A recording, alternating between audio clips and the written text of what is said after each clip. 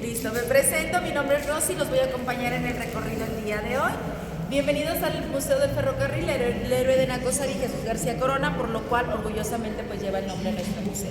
La historia de este gran personaje, de este gran héroe, pues comienza a la edad de 17 años cuando este personaje llega a trabajar a las líneas ferrocarrileras. Llega a trabajar porque él está enamorado del ferrocarril. Tan apasionado es el cariño que le tiene a los ferrocarriles que él promete que llegará a trabajar y así lo logra. A los 17 años asciende rápidamente a los grados de ferrocarrilero, ya que pues la pasión de trabajar en ellos pues lo llevó a aprender muchas cosas rápidamente, por lo cual él realiza 3 hazañas dentro del trabajo en el ferrocarril. La primera de ellas pues bueno, es que se convierte en el primer mexicano maquinista, porque sus antecesores pues todos fueron estadounidenses. Él se convierte en el primer maquinista mexicano en llegar a formar filas de ferrocarriles como ello, ¿verdad? La segunda hazaña es que se le premia con la visita a la feria de San Luis, Missouri, ya que esta premiación se le daba solo a los mejores maquinistas.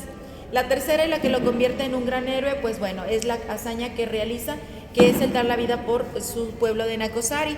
Él, al presentarse a trabajar una mañana, se da cuenta que pues bueno, el tren al que iba a viajar pues estaba averiado, averiaciones que él comienza a reparar, por lo cual, pues bueno, sale en camino, kilómetros antes de llegar a lo que era el pueblo de Nacosari, comienza a brotar lo que es fuego de la caldera, porque la caldera iba rota.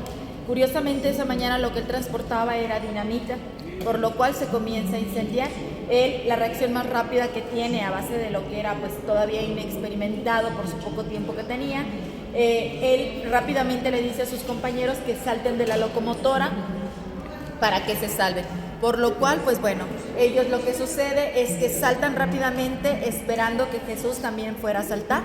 Nunca se esperaron la reacción de Jesús, que lo que él realizó fue manejar la máquina, manejar el tren, hasta poder descarrilarlo y voltearlo en lo que era una montaña antes de entrar al pueblo. Por lo cual, pues bueno, ahí termina su vida. Él fallece un 7 de noviembre de 1907. Si gustan acompañarme por este lado. Esta era la parte donde Jesús tenía que entrar a lo que era la llegada al pueblo de Nacosari. Por lo cual, pues bueno, él en una montaña más atrás, pues lo que él hace es descarrilarlo totalmente para no entrar. Fallece, les decía, el 7 de noviembre de 1907, por lo cual ese día todo el pueblo se reúne con él, agradeciendo, despidiéndolo como se merecía, ¿verdad? Por haber dado la vida por todos ellos. Así es como nace la historia de este gran héroe, el héroe de Nacosari, por lo cual, pues bueno, nosotros orgullosamente llevamos su nombre. El 7 de noviembre desde ese año, cada año los ferrocarrileros celebran en honor al día de su muerte, el Día del Ferrocarrilero. Quiere decir que lo toman como imagen para que lo represente a nivel nacional y a nivel mundial.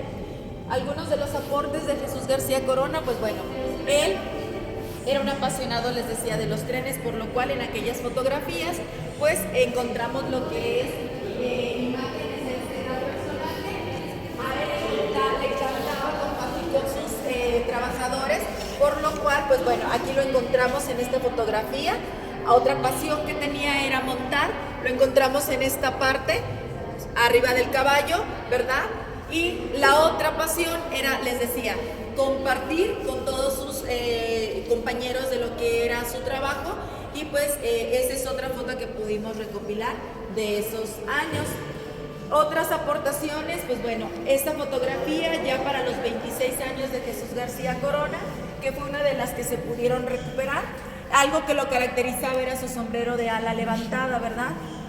Y pues bueno, conmemoraciones o aportaciones que se hacen a la muerte de Jesús García Corona, 2 de ellas por parte de Correos de México, una empresa importante, es esta y esta para celebrar los 50 aniversarios, que eran los timbres que se vendían en ediciones especiales para ese año, esta para conmemorar los 50 años de la muerte de Jesús García Corona, esta para celebrar el centenario de Jesús García Corona, ya un poco más a color, y pues bueno, ella nos da de notar la montaña donde él descarrila lo que es el tren, su fotografía ya con su copa levantada, que era algo que lo caracterizaba, y su máquina.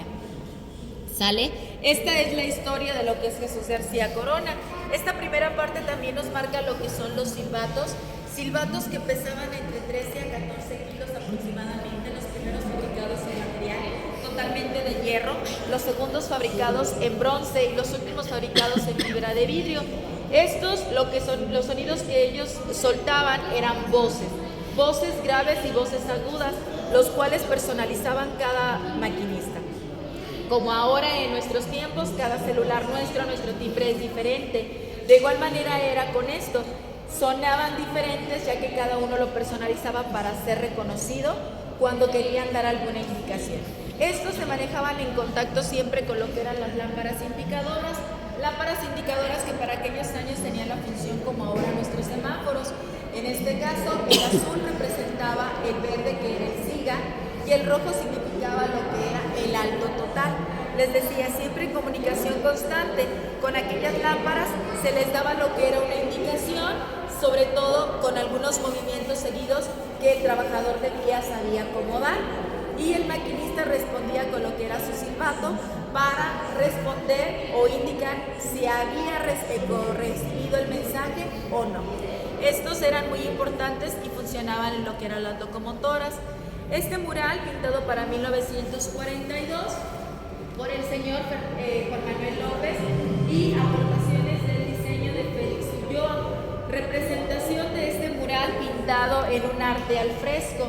Arte al fresco porque se comenzaba a encalar las paredes y todavía humedecidas se colocaba o se comenzaba a pintar por el muralista para que tomara la textura y los colores que él deseaba. Este mural es representativo de lo que es la cantera que se realiza aquí en el municipio de Villa de Arriaga, y es algo distintivo en el municipio de San Luis Potosí Centro, ya que si ustedes visitaron los lugares turísticos o apenas van a ir, se van a encontrar con este tipo de color en todos nuestros lugares turísticos. Y algunos de los más importantes que marcan pues es la Caja del Agua en el centro del mural. Tenemos el Teatro de la Paz a mano derecha, tenemos la Iglesia de Catedral, la Casa de Moneda, ahora llamada Caja Real del Potosí, la Iglesia del Carmen, y tenemos lo que es la Iglesia de la Compañía, por la parte de atrás la Minera México. Tenemos en medio de las dos cúpulas lo que es la Presa de San José, viene llegando el ferrocarril, y pues bueno, recordemos que desde lo que es la Presa de San José, más allá atrás se encuentra un lugar que le conocen como la Cañada del Lobo, que era lo que conectaba el carril del agua hasta lo que era la Caja del Agua, que para los años 40 era donde se servía el agua para todos los potosinos. Hasta ahí tenían que dirigirse. Esta Caja del Agua pues se encuentra aquí en Calzada de Guadalupe por Avenida Juárez. Ese es el mural turístico de San Luis Potosí. Vamos a dirigirnos hacia la segunda parte, por favor. Esta es la segunda parte de esta sala, se llama Ferrocarriles y Ferrocarrileros del siglo XX, con una exposición del municipio de Cárdenas. Y en esta parte pues nos toca hablarles de la historia de la estación. Como le comentaba, esta estación fue estación desde 1943 hasta 1997. Esos fueron los años en que elaboró como estación. ¿Sale? Se construye en un arte deco por el arquitecto Monasterios. Este arquitecto, le dan el nombre a la estación de Monasterio en honor a este personaje que es la que la construye. Estos murales, lo que es los pilares de esta estación, son totalmente el material traído desde Europa. Esto se facilitaba por la gran amistad que se tenía con Francia y México, y esto facilitaba, les decía, la traída y la extracción de materiales hacia esta parte. Esta estación, les decía, totalmente formada la mayoría en lo que eran vigas. Pues bueno, se busca el que sea una estación elegante, que sea una estación llamativa, que sea una estación importante desde su creación. Anterior a esta estación existieron dos, una que era la Bentelep. Para 1890 esta estación se derrumba. No sabemos la ubicación de esta antigua estación. Para 1900 se construyó otra estación que fue la Unificada. Esta estación unificada pues se construyó en la parte frontal de aquí enfrente, en lo que era la explanada. Esta estación se quema para 1920. Quiere decir que solamente duró 20 años el servicio. Esta estación se quema porque el incendio comienza en esas puertas negras en el antiguo restaurante Carlitos. Ahí comienza un incendio por un corto, lo cual hace que se consuma toda la estación ya que la mayoría de la estación estaba construida en madera, que eran las construcciones de antes. ¿Qué tenemos de aquellos años? Solo la barda perimetral. Si gustan acompañarme, les voy a enseñar algunas fotografías. ¿Por qué se habla de la estación en esta parte de la sala? Porque a pesar de que hay estas fotografías del municipio de Cárdenas, tenemos lo que son las fotografías de 1920 cuando comienza el incendio, aproximadamente a las 6:20 de la tarde. Esta era la antigua estación, lo que era la unificada, llevando este nombre porque era la unión de dos compañías quienes la construyeron. Tenemos otra fotografía antes del incendio de esta estación llamada unificada y pues bueno, les hablaba de la gran conexión de Europa y en México, por lo cual el municipio de Cárdenas, además de ser importante por su estación, se vuelve importante por este puente muy conocido que se llama Puente Eiffel. Puente Eiffel llamado así porque tal cual está construido con materiales traídos de la Torre Eiffel. Esto es lo que lo hace mucho más importante. Les decía, este municipio es muy importante. Esta es una de las pocas fotografías que se tienen de lo que es la estación Bentelep, que les decía que se derrumba para el año de 1890. Y pues bueno, en todas las fotografías que ustedes van a percibir en esta parte de la sala, tenemos lo que son los sindicatos del municipio de Cárdenas. Algunos personajes, bueno, como vemos el que checaba los boletos, ¿verdad? Cómo subían al tren para checar el boletaje. Lo que eran, pues, los trabajadores de vía que se dirigían o se transportaban en lo que eran los armones de vía o los carros de vía, como se le conocían. Así como les decía también los pequeños sindicatos que existían en estos lugares. Esto es lo que hace importante al municipio de Cárdenas y la importancia que tiene. Por ello es que se expone en esta parte de la sala. Estas otras partes, estas maquetas se vuelven importantes porque son fabricadas por lo que son los ferrocarrileros trabajadores por muchos años. Recordemos que el tiempo que se trabajaba para ferrocarriles era de 30 años. Estos ferrocarrileros, pues bueno, construyen estas maquetas, otra parte de su pasión por trabajar en los trenes.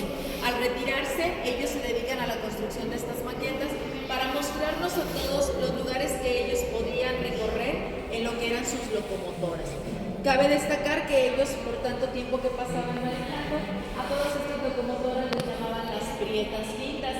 También existían las personas supersticiosas que a las locomotoras, encenderles un foco rojo y salirles humo, pensaban que estas locomotoras pertenecían al demonio y decían que eran manejadas por el diablo, por el humo que les salía y por el foco rojo que les prendía.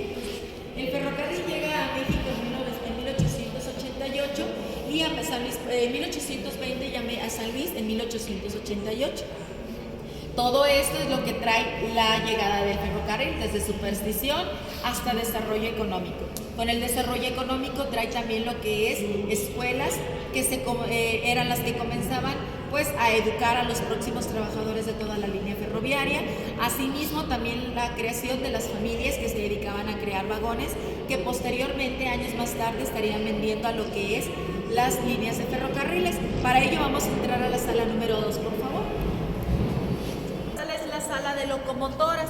Sala de locomotoras porque vamos a conocer en las mamparas lo que es el desarrollo, el avance de las locomotoras desde las de vapor hasta las eléctricas y diésel, y también pasaremos por lo que son las locomotoras Maglev, locomotoras que nosotros nunca tuvimos, pero que las vamos a empezar a conocer.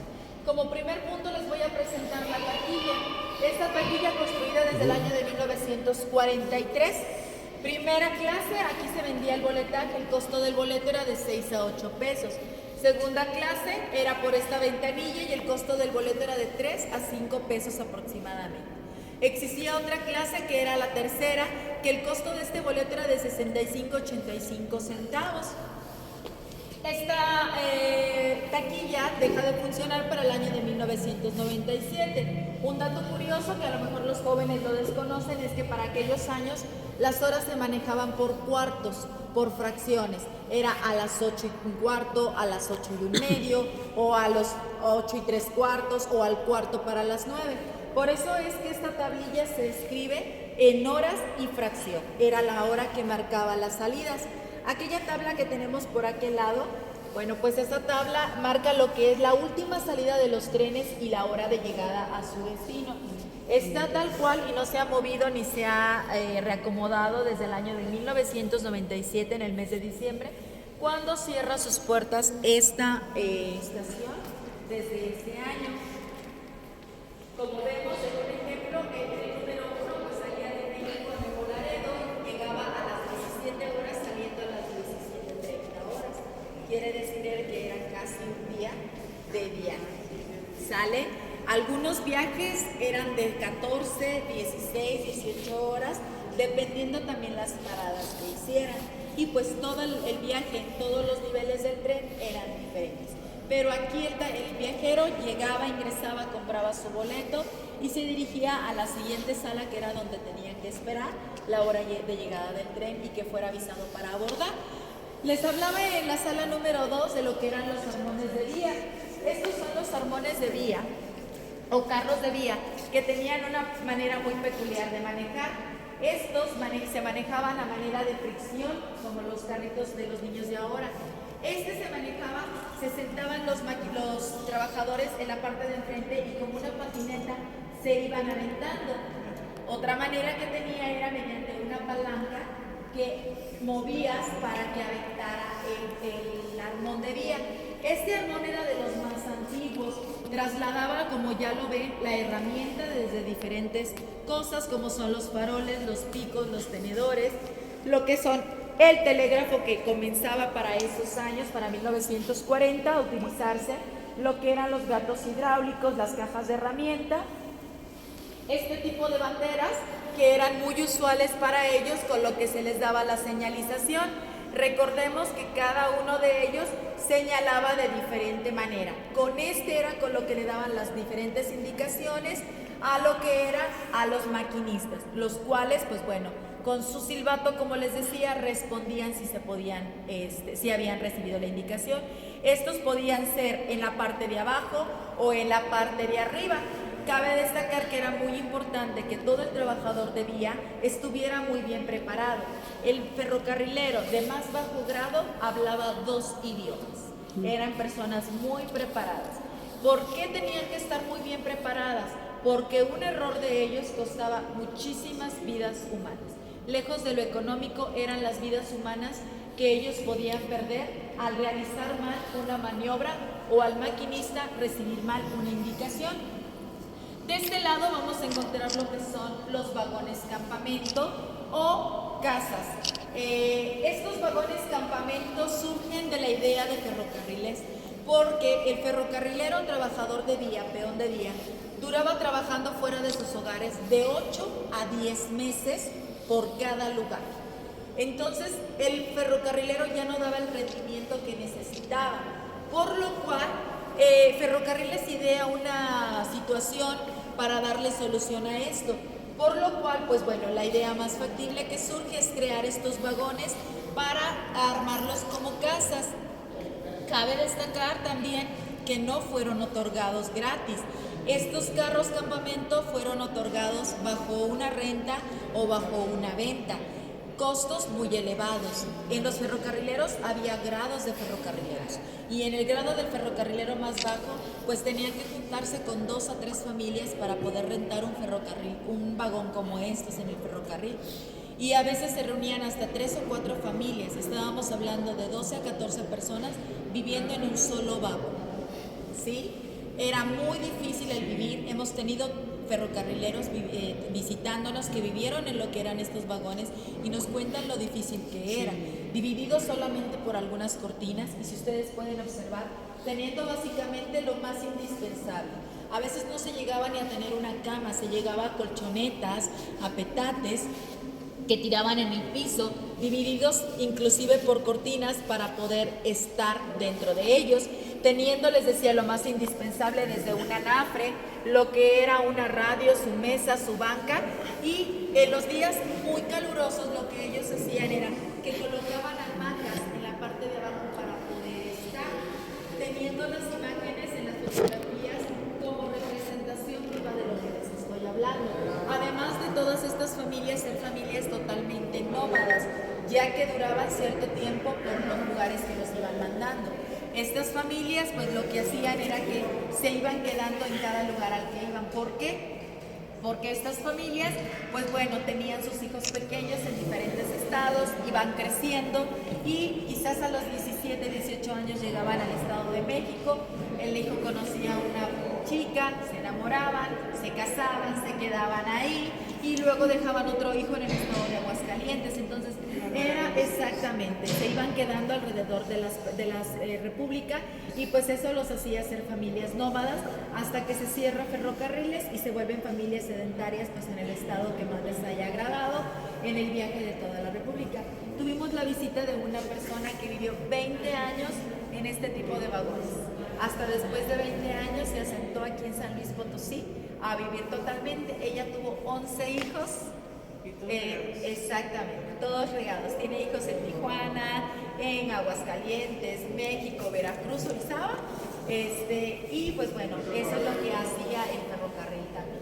Pero había ferrocarrileros que sí podían pagar, inclusive los de más alto grado, un solo vagón para todos sus familias. Y pues bueno, la fotografía de referencia de aquellos era la vida alrededor de los campamentos. Estos niños, su vida iba a ser un futuro ferrocarrilero, un futuro peón o un futuro maquinista. Inclusive para trabajar en lo que eran las líneas de lo que era la electricidad, telegrafistas, pero esa era su vida futura porque ellos solo conocían el ferrocarril. ¿Sale? Vamos a pasar de este lado.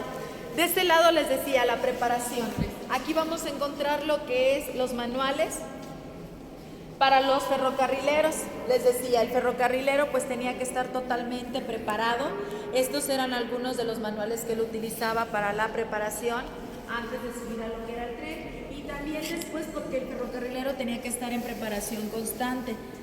¿Sale? De este lado encontramos lo que son pues algunas figuras construidas, no se desperdiciaba nada. Ellos fabricaban lo que eran estas pequeñas estructuras con todo el material que sobraba de vía, lo que eran cadenas, clavos, y pues también nos muestran el arte que se podía fabricar alrededor de lo que eran los sobrantes de vía. Aquí en esta parte tratamos de enaltecer lo que es el trabajo del ferrocarrilero, porque era un trabajo muy pesado y muy arduo. Para aquellos años no existían ni lo que eran las máquinas grandísimas que conocemos como lo son las grúas, las Jennies, todo esto. Todo el trabajo del ferrocarrilero era totalmente pesado. Eso era lo que lo hacía mucho más importante. Se llegaban a necesitar de 20 a 30 trabajadores para darle compostura a lo que era un tramo de vía de 3 a 4 metros. Era muy pesado, si ustedes alcanzan a ver, todo el trabajo era manual, con material como lo que eran puras a manera de palanca, puros barras, para poder levantar lo que eran las vías y lo que eran los durmientes. Esto era lo que hacía mucho más importante el trabajo del ferrocarrilero, que gracias a ello pues llega todo lo que es el desarrollo no solo a San Luis, sino a todo lo que fue México en su totalidad. Esta fotografía, este lugar es un lugar cerca de lo que es Tamazopo. Este lugar es llamado el Espinazo del Diablo, un lugar muy importante porque para este lugar había descarrilamientos constantes de tren. Este lugar tenía que ser manejado por maquinistas muy experimentados, por las curvas tan cerradas que tenía. Si subían las velocidades o no manejaban o equilibraban las vueltas, podría haber hasta de 2 a 3 descarrilamientos, teniendo en cuenta que por aquí pasaba una ruta que le llamaban el Piojito. Esta ruta viajaba 2 o 3 viajes por día hacia lo que era Río Verde, directamente de San Luis Potosí, y pasando exactamente por esta zona. Era la zona de más respeto y zona de riesgo para el ferrocarrilero. Quiero que la recuerden porque la vamos a alcanzar a ver en una maqueta en otra sala. Les hablaba del armón de vía, el cual, pues bueno, el armón de vía es también ya más moderno. El ferrocarrilero siempre trataba de mejorar sus condiciones de trabajo, por lo cual construye este armón de vía ya con motor. Aquel era a manera de fricción, a este le colocan un motor, pero bien inteligentes, le siguen dejando la palanca. ¿Por qué? Porque lo que ellos buscaban era jamás detener su trabajo. Entonces, si en algún momento se llegaba a descomponer el motor, podría seguir funcionando a manera de fricción como el armón pasado.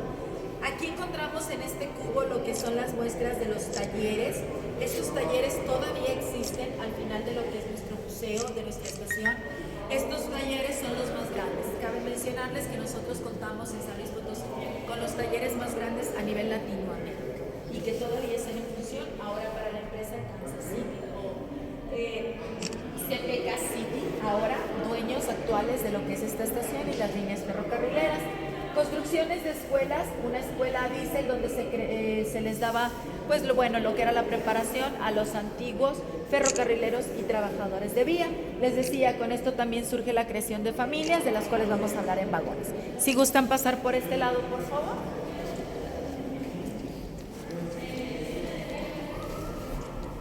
Voy para atrás.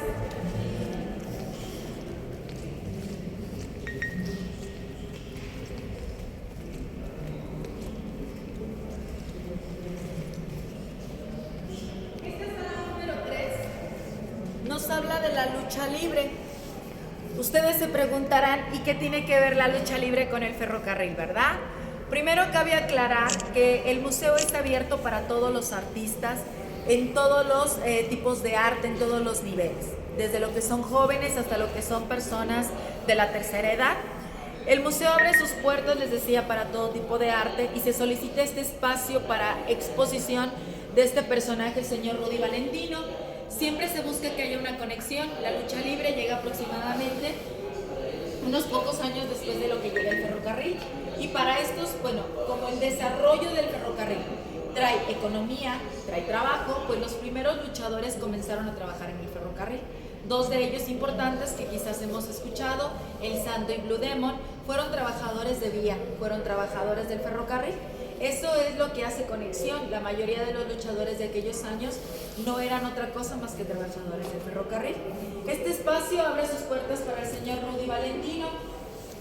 Este señor es del estado de Tampico, llega a vivir aquí a San Luis Potosí y aquí empieza a formar lo que son algunas pequeñas escuelas de la lucha libre, comenzando por rescatar personas desde lo que es las calles para enseñarles disciplina, cuidado personal, siempre basada en lo que era el deporte. Por ello es que vamos a encontrar todas estas máscaras. Al pedirse este espacio, sus estudiantes del señor Rudy Valentino nos hacen el favor de prestarnos estas máscaras que muestran el gran cariño que le tenían al señor Rudy Valentino por el tiempo que les dedicó, por la enseñanza que les dejó. Entonces, esto es lo que hace importante esta sala. El agradecimiento de todos sus estudiantes hacia este gran personaje que muere y se retira de las luchas libres en el año 2013, fallece para el año 2015, él cae en una enfermedad muy corta que lo lleva a retirarse de lo que son los cuadriláteros de la lucha libre y pues bueno, no como otro héroe, pues deja su legado hacia todos estos personajes que en las pantallas lo que nos cuestan es que ellos siguen con el legado del señor Rudy Valentino. La primera enseñanza que les dejó, pues bueno, fue ayudar al más desprotegido, ayudar a todos esos jóvenes que se pierden en algunos, en la drogadicción, en la calle, rescatarlos de ello, que es una de las enseñanzas más grandes que les deja, que es el ver siempre por el prójimo. Y pues bueno, de todo esto, de la lucha libre, sale la disciplina hacia el deporte y eso es lo que muchos de ellos le agradecen, el que hayan sido rescatados de lo que es la calle para convertirse pues en algunos luchadores profesionales, algunos entrenadores de la lucha libre, pero que pudieron salir de lo que son las calles, ¿sale? Con ello tenemos una exposición de lo que son, lo que es la publicidad de la lucha libre de este personaje, de personajes que lo acompañaban en la lucha libre. Tenemos un cuadrilátero, aquí en este cuadrilátero pues muchas personas suben a tomarse fotografías, sí, claro que sí. Tenemos lo que es la muestra de los trajes de gala, así como los trajes de luces, porque en las luchas libres, en la lucha libre pues también existen clases, ¿verdad? Hay niveles de lucha, hay luchas normales, hay luchas estelares, así como hay luchas más importantes para ellos, por lo cual pues bueno, sus trajes cambian según la calidad de la lucha. Este es Rudy Valentino, ¿eh? Rudy Valentino es el personaje de esta sala.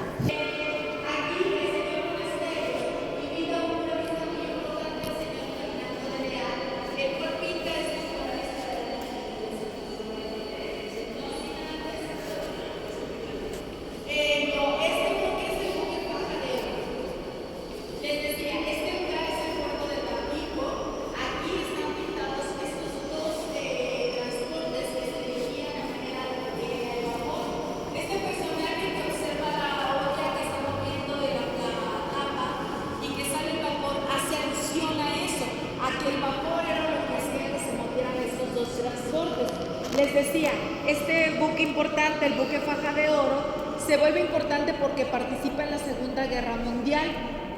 Este buque, al participar forzado, porque Inglaterra lo secuestra para forzar a México a que participara, situación que logra y que hace que México tenga una pequeña, pero al final es una participación en lo que es la Segunda Guerra Mundial. Este mural también nos marca las clases de personas, las clases, niveles sociales que utilizaban estos transportes, como lo era la clase baja, la clase media, la clase alta. Vemos el tipo de personas que trasladaban el equipaje, cómo viajaban también los soldados, porque cabe mencionar que las personas que viajaban en primera clase transportaban todos sus sueldos, todo el dinero. Entonces, eso era lo que hacía importante.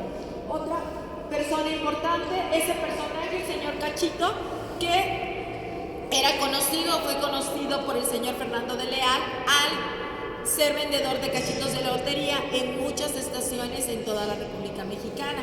En algún momento el señor Fernando de Leal lo conoce y se le hace curioso pintarlo en esta estación. La historia detrás de esto es que al pintarlo, alguien le cuenta al señor Cachito que lo pintó su amigo Fernando de Leal en esta estación, y él estuvo por aquí caminando en esta estación viniendo a visitarlo. Les decía que este mural para 1943, como aquel otro, Triunfo de la Locomotora y Edad de la Locomotora aquel, son pintados por el señor Fernando de Leal.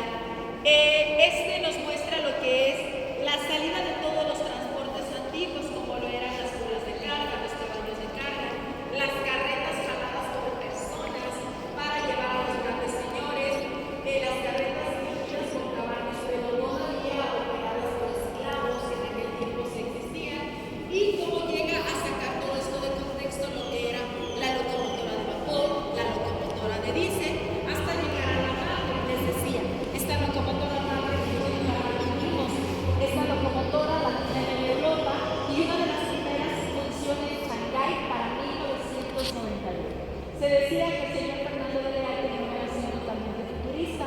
Otros decían que el señor Fernando de Leal ya había visto esta locomotora algunos años atrás, lo cual no puede coincidir, porque este modelo es utilizado para 1943 y la primera locomotora funcionando, la madre, fue en Shanghái en 1991.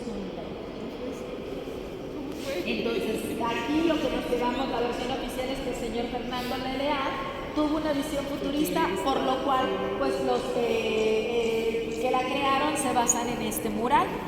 Este muralista, Fernando de Leal, fue estudiante del señor Diego de Rivera, por lo cual cuando le es invitado a participar en estas pinturas por el señor Monasterios, le pide el permiso al señor Diego de Rivera para pintar, lo cual es negado porque decía el señor Diego de Rivera, ¿por qué tú vas a ir a pintar una estación tan importante siendo un estudiante y no yo que soy el maestro? Al señor Fernando de Leal le importa muy poco lo que el señor Diego de Rivera opina, viene y pinta, pero son uno de los últimos murales importantes, porque el señor Diego de Rivera, por esta indisciplina, pues lo que hace es castigarlo, prohibiéndole a todas las galerías que pudieran exhibir sus pinturas, así como el negarle el acceso a que pintara exactamente. Quería ser el único que pintara murales importantes en otros lugares o recintos culturales. Eso es lo que percibe esta historia. Vamos a entrar al simulador, por favor. Pueden subir al simulador. Este simulador es un simulador de tercera clase. Les decía, no tiene movimiento, lo que hace es que vienen y se sientan, se toman la fotografía. Las pantallas tienen la función de ver cómo o experimentar cómo se veían las ventanas al momento de viajar en tren. Estas bancas de tercera clase eran totalmente